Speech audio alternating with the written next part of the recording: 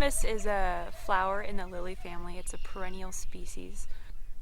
Camas can be light blue, it can be purple, it can be darker blue, it can be different heights too. It's all dependent, scientists think, on the pH of the soil. The bulb of Camas is sort of like an onion. It's got these layers, and it's edible. So it was a pretty important food root crop for the Nez Perce and for other Native Americans around here. We are at the Weippe Prairie. It's a site of Nez Perce National Historical Park. And it's significant because the Nez Perce were here and they harvested traditionally camas out in these fields. And what's even more important for the history of the United States is that Lewis and Clark, when they came out of the Bitterroot Mountains, they met the Nez Perce out here. So they were starving and the Nez Perce were harvesting camas bulbs, and they met on the Weippe Prairie.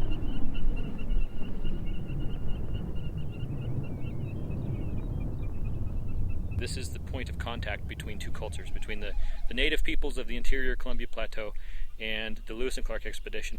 That makes this area very nationally, historically significant. That's why it's included in the National Park Service, and especially in Nez Perce National Historical Park. Well, the reason the people were here, the reason the Nez Perce were here, was because of the camas. Nowadays, the camas density is much, much less than it used to be.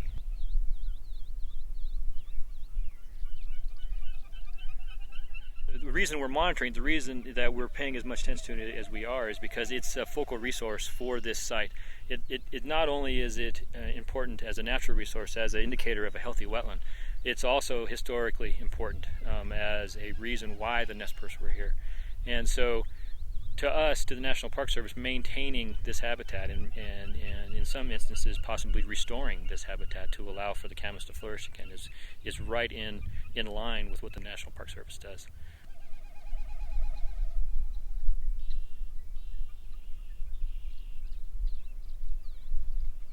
In helping people understand the importance of the Nez Perce use of camas, it's good to know something about their tools. And so the women were the traditional food gatherers of plants, and they would have used something called a tucus, or digging stick, originally made from wood and a wood handle or bone. Of course, you have to have something to hold that, just like we nowadays have bags of all kinds to collect things and take things where we want to go. They would have a bag to collect their camas, but it would have been much larger. It would have been handmade from materials that they'd gathered. And the Nez Perce are known for having two different sides to their bags, two different designs. And then, of course, there's camas itself. And this camas has been cooked in the traditional way, which is an earthen oven. They would start a fire on the bottom with hot cooking rocks.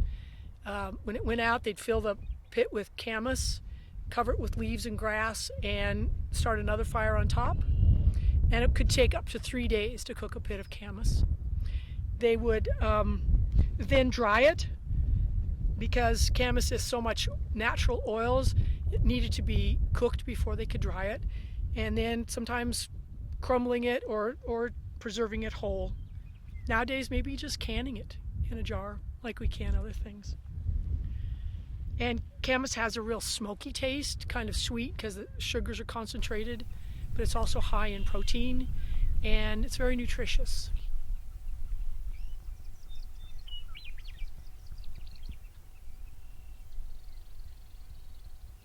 Citizen science is science that's done with students or volunteers or local people, and so they come and help real scientists and ecologists do their work in the field. And so we have 3 different high schools in the area around Weippe Prairie who are helping us, the students are helping us monitor camas populations.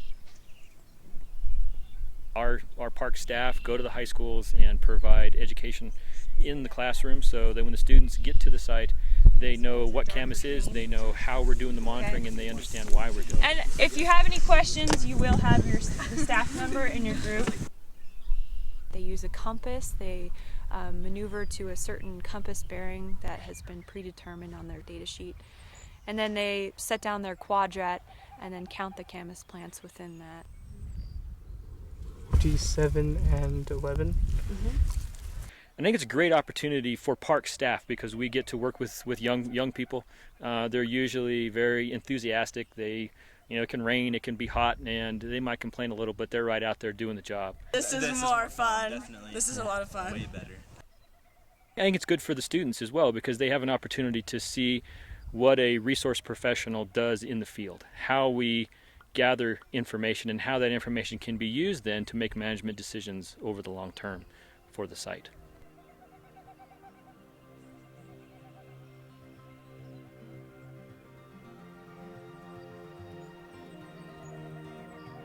The mission of the National Park Service is to preserve the resources for the enjoyment of future generations. One of the best ways we can do that is to involve the future generations in the management of the resource.